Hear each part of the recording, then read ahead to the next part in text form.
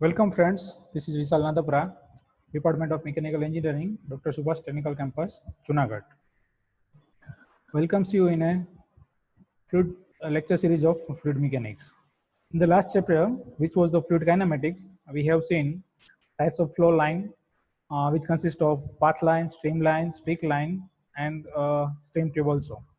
Then rate of flow, continuity equation in Cartesian coordinate system for 2-dimension and 3-dimension also.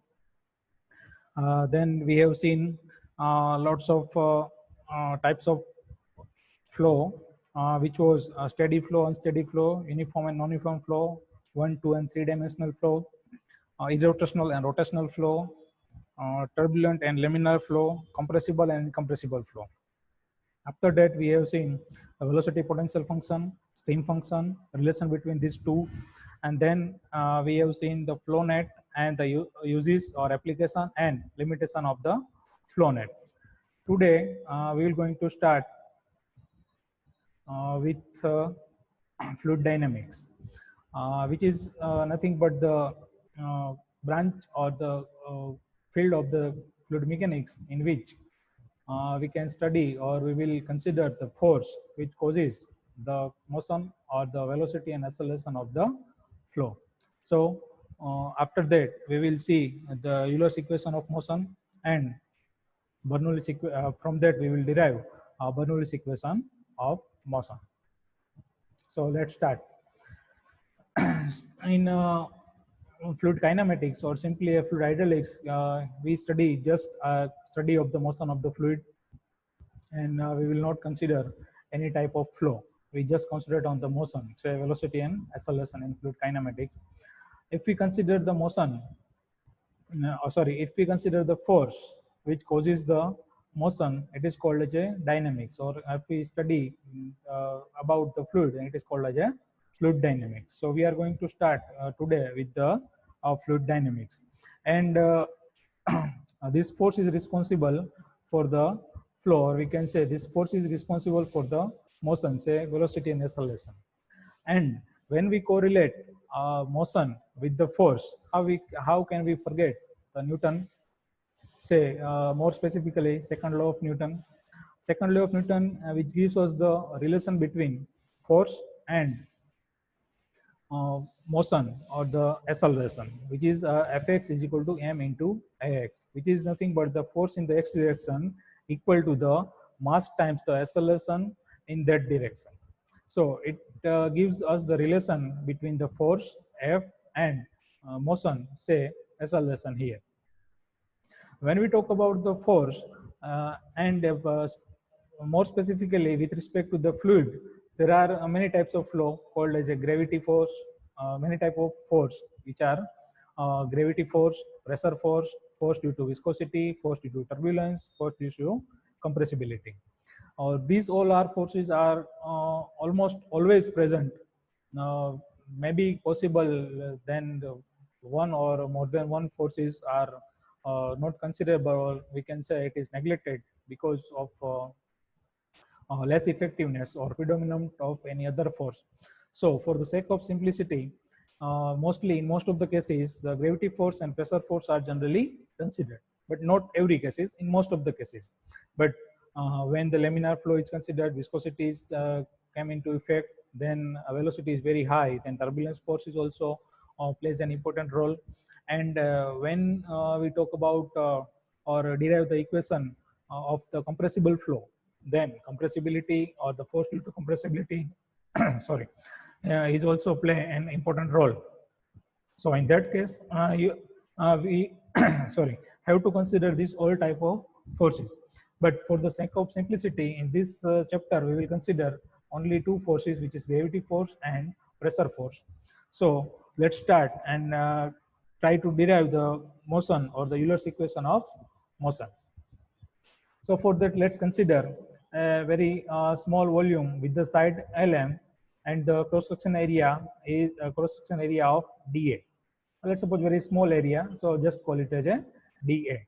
And this is the direction of flow, and this you can say this is the streamline in this direction. And this volume or the control volume it has some inclination with respect to vertical downward direction called as a theta. So this is the basic geometry of the figure. Now let's consider the forces acting on this control volume. As always, as usual, we consider only two forces, pressure force and gravitational force. Pressure force is always act perpendicular to the surface. So here we will consider the pressure force P in the opposite direction. Let's suppose the intensity of pressure is P plus dP. We don't know whether it will increase or decrease, but let's suppose it is something different with P. So it is the P plus dP. dP is the small variation in the pressure. And another force is the gravity force, which gravity force is nothing but the weight force. Weight force, say, it is a very small volume. So consider as a dW. It is the weight of this volume, which is the volume times, sorry, specific volume times the volume. So specific volume is rho g times the total volume is dA into ds. dA is the cross-section area times the length of this control volume. So here we will consider only two forces, the pressure force. Let's suppose two pressure force on the side L, one, and on the other side M. So on the side L, let's consider intensity of pressure is P, then the total pressure force is P times the area, which is here dA. So PdA, it is the pressure force acting on the side M, and on the opposite side, say on the M, again, let's consider the definition of pressure force, which is the intensity of pressure times the area. Here the area is again dA only, because we have considered that it is a perfect rectangle control volume, so the area will not change here.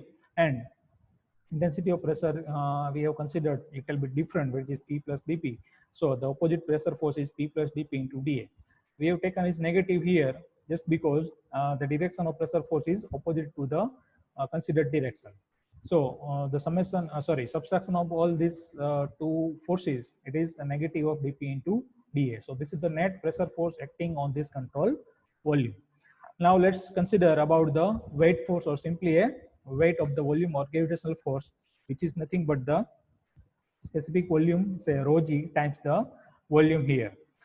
But here we have to consider the weight force in the perfect vertical direction, and our control volume is something inclined to the vertical direction. So we have to consider this inclination, and in that case, we have to take a two component. One component which is the perpendicular in the perpendicular direction, and another component.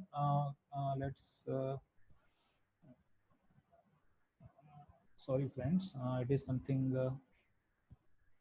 Okay, let me erase first, then we can derive. Okay, so for the vertical downward force, which is weight force, we have to consider the two force acting perpendicular to each other. One is the perpendicular to the direction, and another is the parallel to the direction. So here, for the consideration or for the calculation purpose, we will concentrate only on this component of force, which is the parallel to the direction of flow. So this will be a cos component, and this will be a sine component here. So we'll consider the dW into cos theta, and dW is nothing but the rho g times volume, dA into ds times, as it is the cos component, so it is cos theta. For the removal of the cos theta, or for the consideration of this angle, let's consider again the distance between this point, say entry point and exit point. Let's consider the elevation difference in between these two is nothing but the dz here.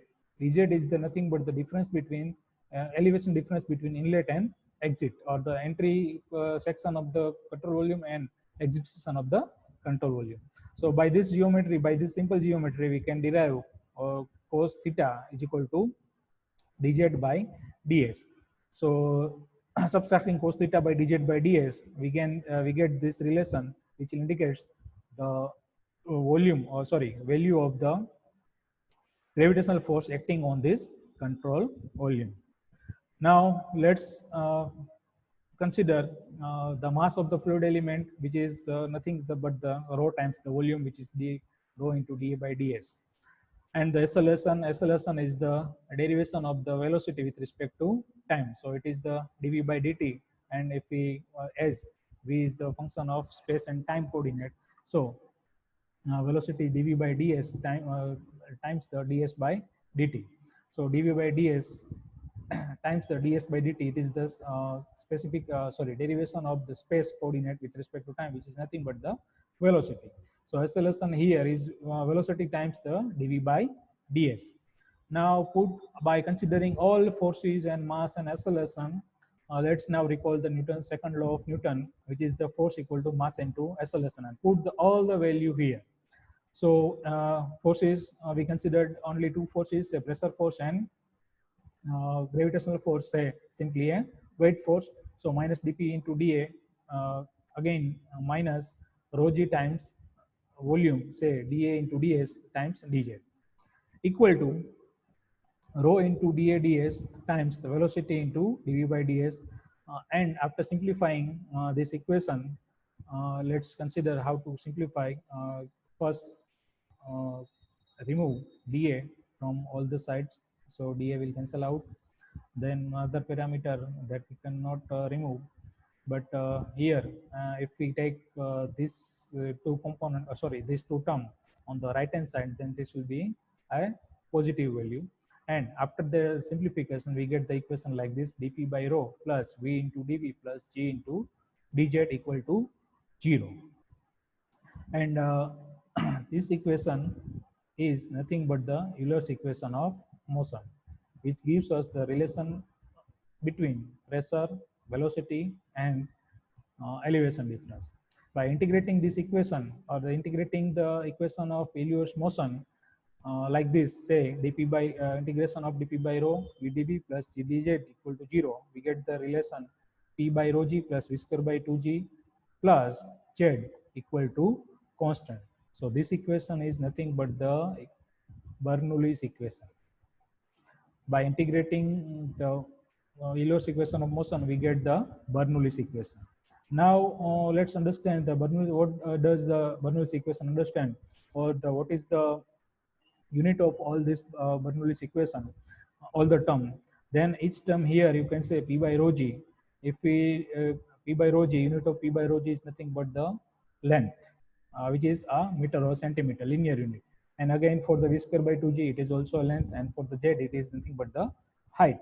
So it is the also again unit of this term is also meter. So here you can say all the term in the Bernoulli's equation have a unit of linear unit, say meter or centimeter, and the summation of all these three are constant. And as Bernoulli defined, these all terms are nothing but the three head. Why it is called head? Because these all have a unit of meter or centimeter, it's a linear unit. So P by rho g is nothing but the pressure head, V square by 2g is the kinetic head, and Z is the datum head. So what does all these three indicates? So simultaneously, all these are indicate the energy of a particular fluid flow, or the energy of a particular fluid flow will remain constant. That is the Bernoulli's equation. So first is the kinetic head, pressure head, which indicates the energy because of the pressure, and then the kinetic head, which indicates the pressure kinetic energy ultimately, and Z, which is the energy possessed by the fluid because of the elevation.